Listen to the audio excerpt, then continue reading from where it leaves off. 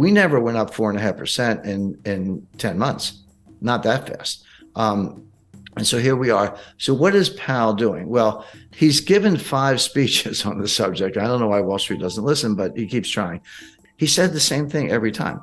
He said, inflation is job one. We're just going after inflation. Believe us. There is going to be a recession. Unemployment is going to go up.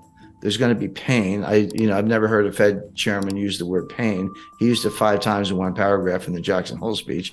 And that's what we're doing. And believe us when we say it.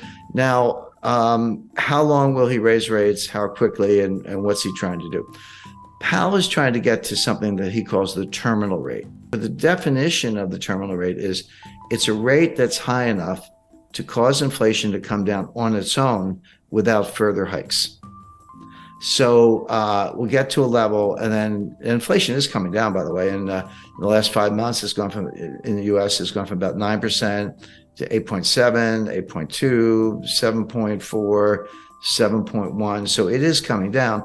Having said that, the target is 2%, and 7.1 is still a far cry from 2. So he's not there, but he's making progress. Now, so here's I hate to use the word conundrum, but it kind of is.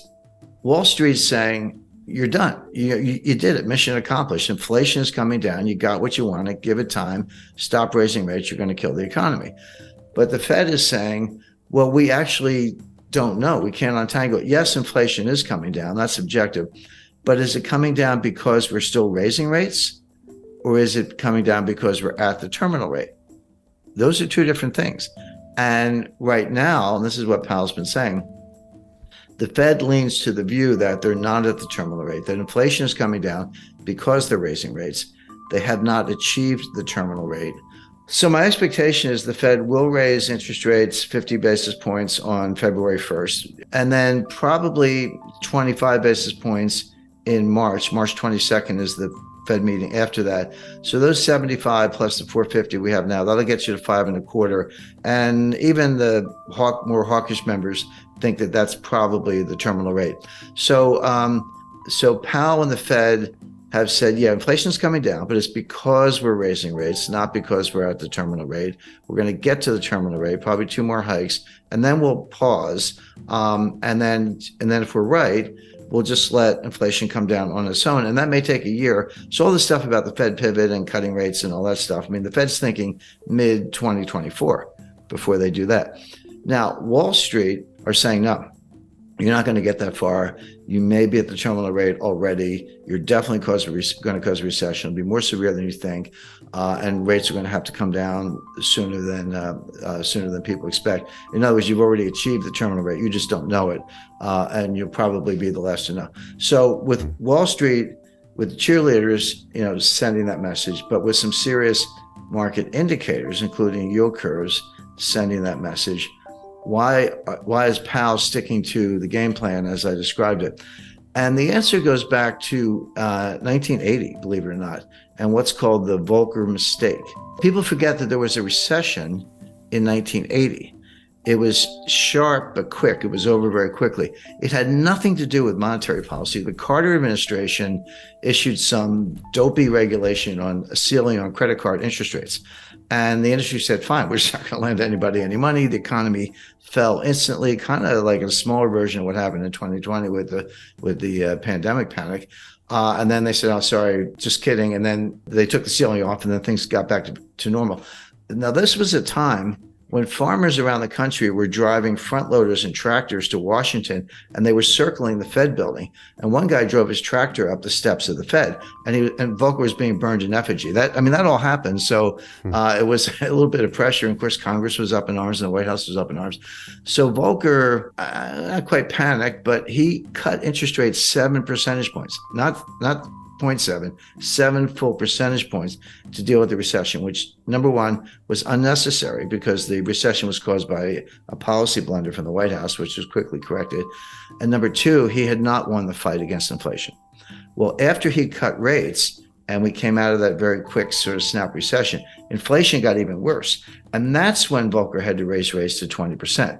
And Volcker, in hindsight, and he said this in his last book just before he died, he said we shouldn't have done that. We should have stuck to our inflation mission. So now Powell, remember, Powell's not an economist, he's a lawyer, so he kind of thinks like a lawyer. I can relate to that, looking at both sides. Powell does not want to be that guy. He does not want to be the guy who balks early and cuts rates, the famous Wall Street pivot, before the battle against inflation is won, because the outcome could be exactly what Volcker experienced, which is inflation wasn't done, doesn't go away, comes back stronger, and then you do have to destroy the economy, as we did in 1981-82. That was the worst recession. That was far worse than the little one in 1980. That was the worst since the Great Depression. We've managed to break that record several times since then, but at the time that was horrific. But Volcker and others have said that was a blunder. He never should have done it. So Powell does not want to give up the rate hikes too early because he does not want to repeat the Volcker mistake. He does not want to be that guy. And that's what's driving him, even as Wall Street screams, you're already there. So the question is, that's the lay of the land. There's the two competing sides. How does this play out? In my view, Powell probably is there. He probably is at something like a terminal rate. He probably doesn't have to raise interest rates anymore. He doesn't believe that himself. His models tell him otherwise because they're relying on the Phillips curve, which is junk science. I mean, the last time I looked at a Phillips curve, it was flat. At least where I went to school, curve was curved. This thing is flat. There is no correlation between unemployment and inflation. There just isn't. But the Fed thinks there is. So I always tell people, don't. If you want to forecast Fed policy and understand the Fed, don't think like a rational person. You have to think like the Fed. You have to get inside their heads or else you're going to get it wrong. So they're looking at unemployment, which is the lowest. The unemployment rate is the lowest since 1969. Well, if you believe in the Phillips curve, then that's a sure sign of inflation. As I say, even though it's coming down, it's still pretty high. So they think they have to keep fighting this fight. But here's what they're missing. Here's where it all falls down. Yeah, inflation as measured, CPI, PPI, personal consumption expenditure, core, non-core, year over year. There are like 20 different ways to measure it. It is coming down, but there are two sources of inflation. And it's going to sound obvious, but you got to separate them: the supply side and the demand side. They both result in price increases, but they have completely different dynamics. Supply side inflation is what we're seeing. It's what we saw in 1974 with the Arab oil embargo during the Arab-Israeli war when they cut us off from oil, and you had to line up for gasoline. I lived through that. Bare shelves, and you couldn't get certain things. It wasn't that every supermarket shelf was bare the way it was in East Germany in the 1950s, but something was always missing, and that's still the case today. So of course prices went up, and people were trying to pay whatever they had to get what they needed, and energy prices were a big driver of that. So that feeds through as a form of inflation.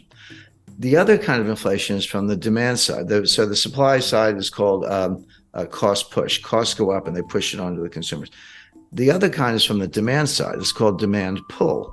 And basically consumers have a change in mentality. They're worried about inflation. They would say, hey, I was thinking about buying a refrigerator. Gee, I better go buy it today because if I wait for 6 months, the price is going to go up. Or apply that to anything, a new dress, new suit of clothes, whatever. And so you're pulling demand forward, and it's behavioral. And that will also drive prices up. But they're very different things. Now, cost push can morph into demand pull. That's what happened in the 70s. It started from the supply side, but by the late 70s, 80s, and Volcker, which we've just been talking about, it had tipped over into the demand side. That hasn't happened yet. We've had the supply side inflation, the cost push. It hasn't yet tipped into demand pull. It hasn't really affected consumer behavior that much in terms of people anticipating more inflation. It could, but it hasn't happened yet. Here's why that's an important distinction. Cost push inflation negates itself. The old saying that the cure for high oil prices is high oil prices because people can't afford it. Maybe if demand is inelastic, if you got to fill up your Ford F-150 truck with gasoline to take the kids to school or go to work. But if you're unemployed, you're not buying any gas because you're not leaving the house. So it tends to negate itself, whereas demand pull feeds on itself. Powell has not made that distinction. And if I'm right, I think I am right, and the evidence backs that up, this inflation will come down, not because the Fed is raising interest rates, but because higher prices destroy demand all on their own. If I used to pay $75 to fill up my truck with gas, and now I have to pay $150, which is about right, I'll do it because I got to get to work. But that's $75 I'm not going to spend on something else. I'm not going to go out for dinner. I'm not going to go to a show, a concert, or buy a new camera, whatever it might be. So it does tend to depress demand, destroy demand, and hurt the economy. And then it slows down, and then the inflation comes down on its own. That appears to be happening. But Powell hasn't really made the distinction. He's fighting the last war. I hate to use a cliche, but he's fighting the Volcker War. And what he's got looks a little bit more like the Herbert Hoover War. That looks a little bit more like the 1930s than the 1970s. So the bottom line on all this is the Fed is going to raise rates at least twice more for the reasons I mentioned. Powell doesn't want to repeat the Volcker mistake. He thinks the battle's not won. He has to get to the terminal rate. In reality, he's probably already there, if there is such a thing as a terminal rate. It's another one of these things they made up. Inflation is coming down, and so will probably continue, but for really bad reasons.